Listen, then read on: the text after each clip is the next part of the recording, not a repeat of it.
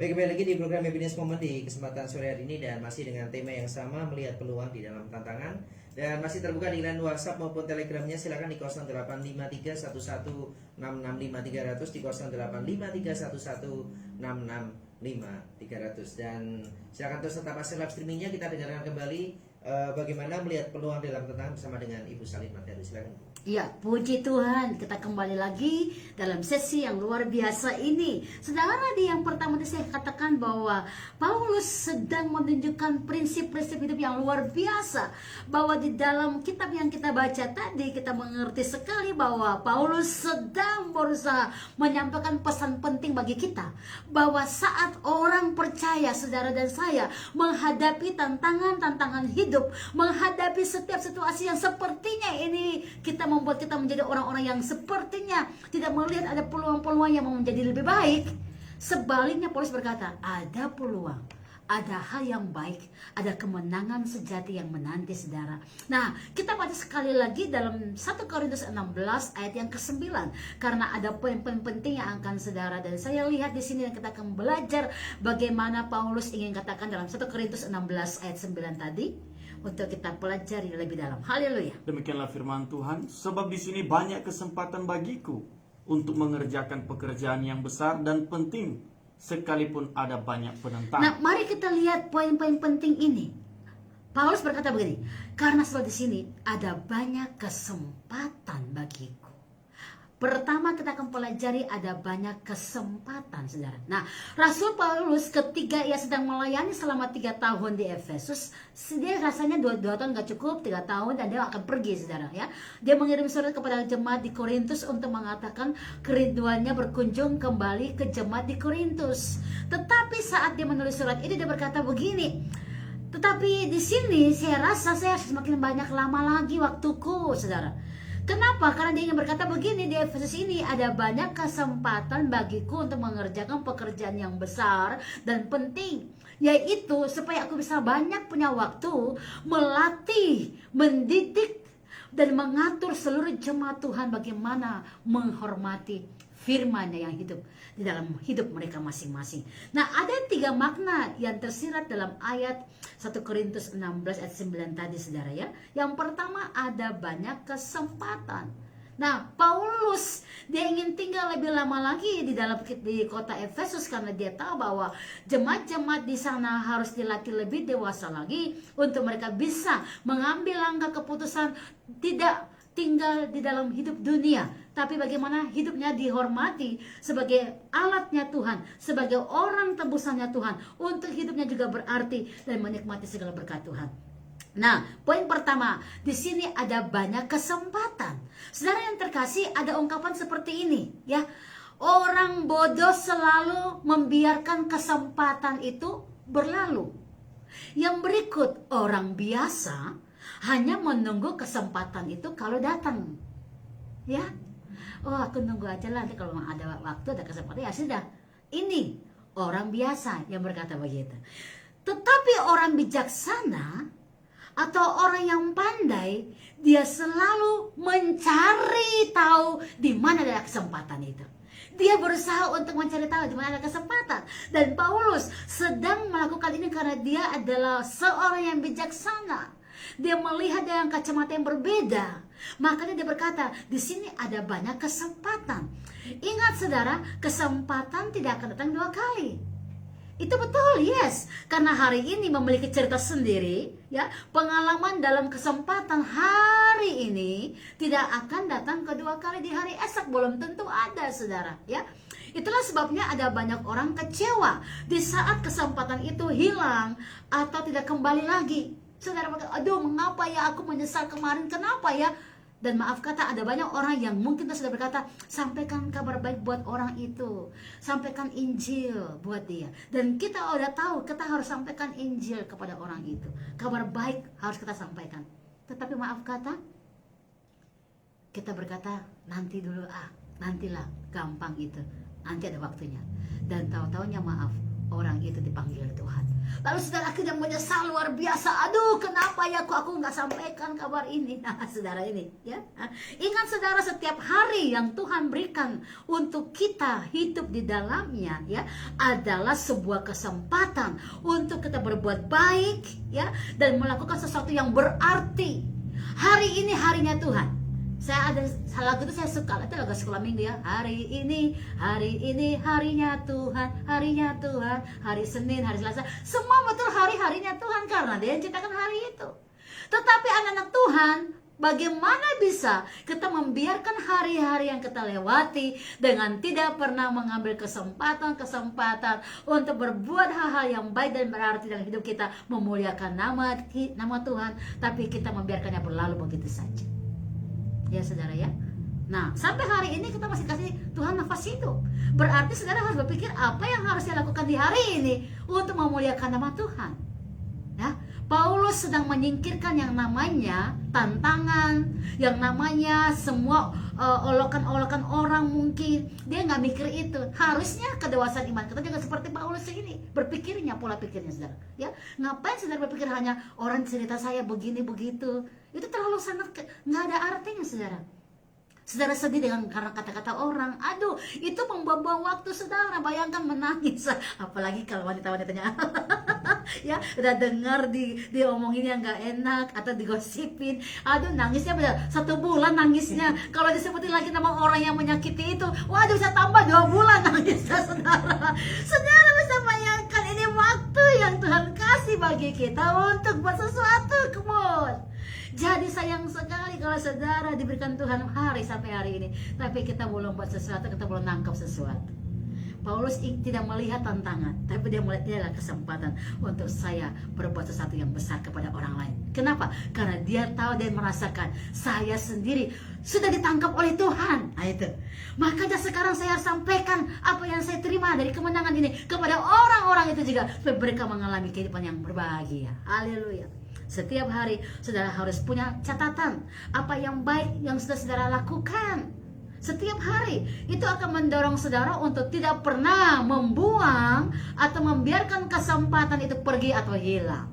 Setiap hari saudara harus catat, aku buat apa hari ini, aku mau ngapain hari ini. Setiap hari ada hal-hal yang perlu saudara kerjakan, memuliakan nama Tuhan. Ya, jadi kalau anak Tuhan masih setiap hari yang dilewati dengan masa lalu, dengan kekecewaan, dengan kesedihan, dengan omongan-omongan orang, dan saudara membiarkan diri saudara dibuat tersiksa, wah ini bahaya saudara. Ya, ini satu kebohongan yang iblis buat dalam roh saudara, dalam jiwa saudara, sehingga saudara tidak bisa melihat kesempatan yang Tuhan kasih bahwa masih ada hari ini, masih ada hari ini, masih ada nafas.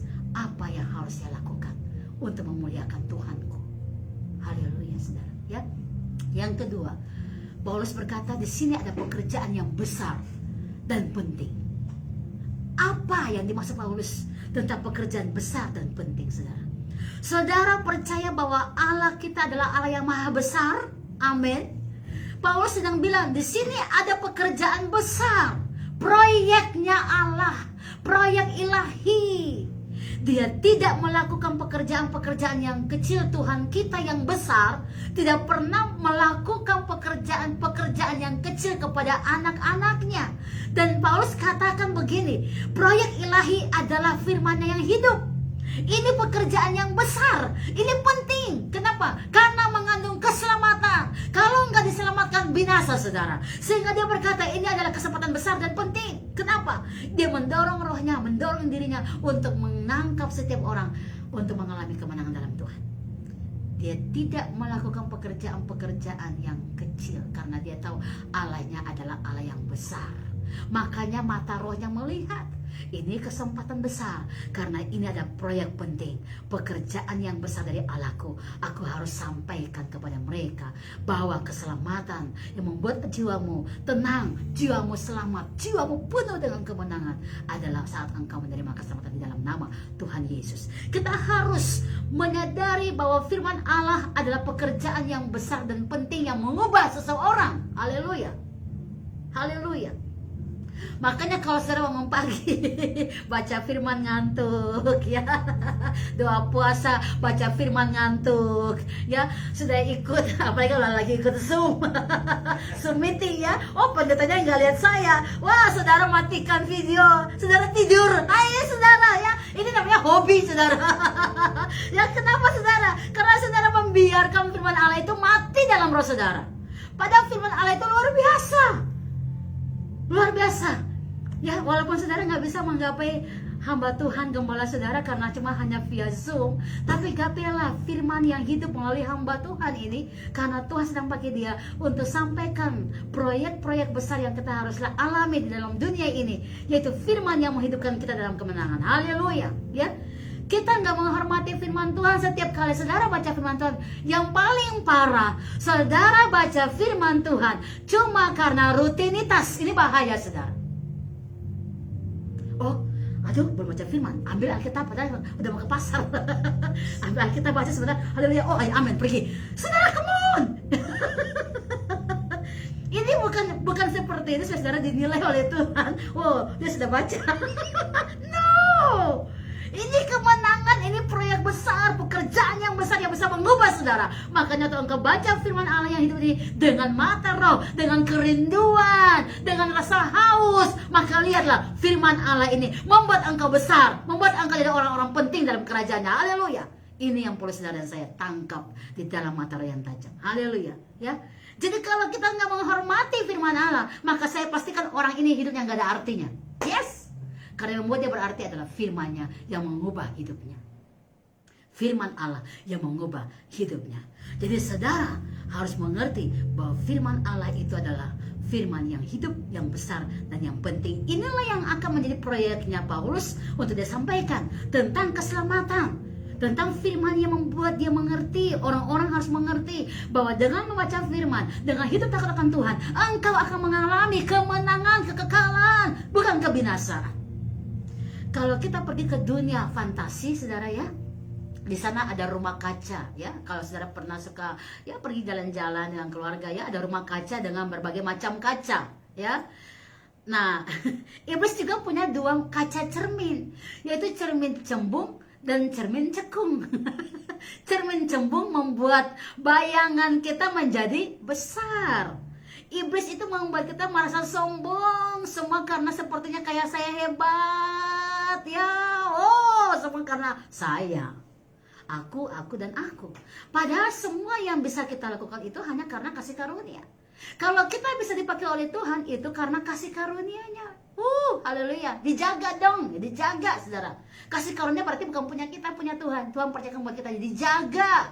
Hormati Tuhan, rendah hati, hormati Dia, dijaga hidupmu, integritas rohmu, dijaga. Haleluya. Ya, cermin cekung menyebabkan bayangan kita menjadi kecil, yang cembung tadi jadi besar. Kadang-kadang kita merasa diri kita besar karena kita. Lalu ada cermin cekung yang membuat kita menjadi kecil. Nah, iblis bilang sama kita begini, kamu tidak ada apa-apanya. Kamu kan memang gak ada apa-apanya. Ayo itu kamu dewasa sudah berapa tahun? Apakah Tuhan jawab? Memang gak ada. Dia membuat orang-orang yang sedang mungkin lagi putus asa. Ini. Jadi saudara jangan biarkan celah juga. Putus asa, menderita, khawatir. Nanti dia akan membuat cerminmu semakin cekung. Sehingga engkau menjadi orang-orang yang tertolak. Ini juga bahaya. Nah saudara ya. Ini bahaya. Ya. Padahal kita semua tahu kita hidup adalah ciptaan yang paling mulia. Mulia berarti apa? Serupa dan segambar dengan Dia. Sangat dikasihi oleh Tuhan. Alkitab berkata di dalam 1 Petrus pasal yang kedua, ayat yang ke-9 dan 10. Kamu yang dahulu bukan umatnya, sekarang adalah umatnya. Kamu yang dahulu gak dikenal, sekarang dikenal. Kamu yang dulu dalam kegelapan, sekarang ditarik keluar ke dalam terang Allah yang ajaib. Kamu berarti, kamu berharga. Ini luar biasa. Oleh karena itu saudara, waktu kita tahu ada kesempatan yang besar firman Allah yang kita baca tadi ya, ada pekerjaan yang besar dan penting. Saudara harus memberikan waktumu untuk firman Allah menilai saudara. Jangan pakai cermin manusia juga. Yang sebentar memuji engkau, tapi sebentar saat lihat engkau sedang tidak bagus, dia menjatuhkan engkau kan? Mengecewakan bukan? Jangan, tapi pakailah cermin Allah. Cermin Allah itu ya dan amin, yaitu firman Allah.